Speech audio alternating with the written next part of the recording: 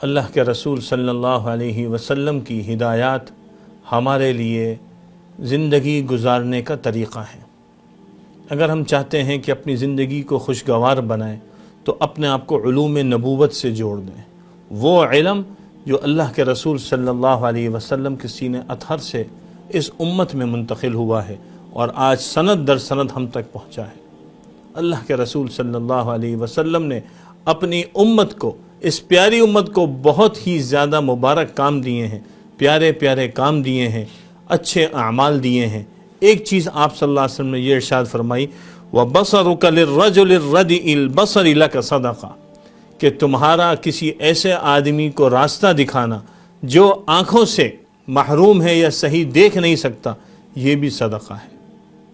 ایک آدمی کی آنکھیں کمزور ہیں، اس کو راستہ سمجھ میں نہیں آتا، اس کو سمجھائیں، اس کو رہنمائی کریں، اس کو متوجہ کریں، یہ ایک مستقل کام ہے۔ ہمیں بہت سے لوگ ایسے نظر آتے ہیں معذور ہیں، ان کی جا کے فکر کریں۔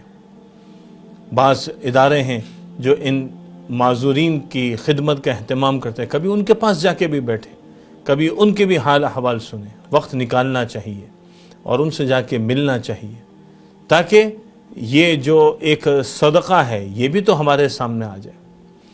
اسی طرح آج کل ایک اور بھی کمزوری ہونے لگی، ایک تو آنکھوں کی کمزوری ہے، ایک دل کی بھی کمزوری ہے۔ آنکھوں سے دیکھنا بصارت ہے، دل سے دیکھنا بصیرت ہے۔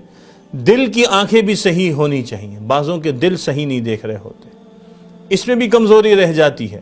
بصارت تو اچھی ہے لیکن بصیرت نہیں ہے، تو اس کی بھی فکر کریں کہ لوگوں کو صحیح کی طرف متوجہ کریں۔ صحیح کی طرف متوجہ کرنے کے لیے دو کام کرنے ضروری ہیں۔ نمبر ایک کہ آپ تحقیق کے ساتھ بات کریں، صحیح چیز تحقیق کے ساتھ۔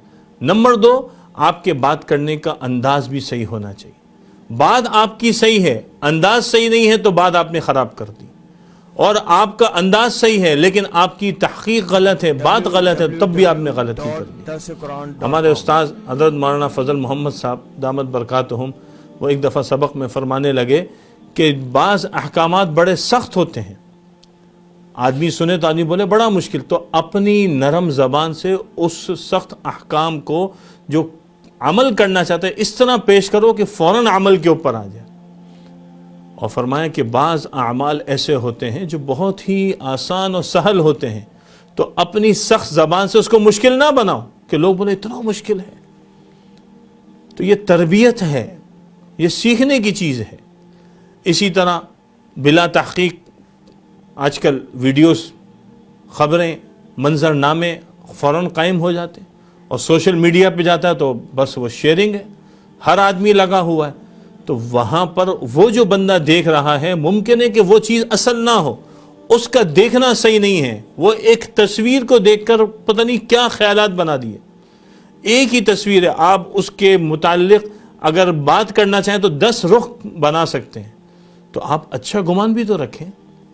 کیوں اپنے آپ کو کمزور بناتے کہ نہیں یہی مطلب ہوگا جو میں سمجھاؤں؟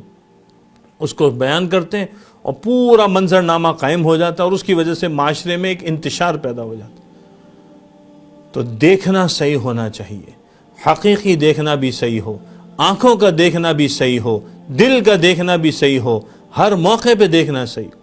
اچھا، اسی طرح آپس کے تعلقات میں دیکھ لیں، میاں بیوی کے تعلقات ہیں، تاجروں کے تعلقات ہیں، بڑے چھوٹوں کے تعلقات ہیں، تعلیمی اداروں میں، کاروباری مراکز میں جو تعلقات ہیں، بعض اوقات آدمی کس زاویے سے دیکھ رہا ہوتا ہے، دوسرا کسی اور زاویے سے دیکھ رہا ہوتا ہے، ہم فوراً جو ہے نا کسی سے گمان ہو جاتے ہیں۔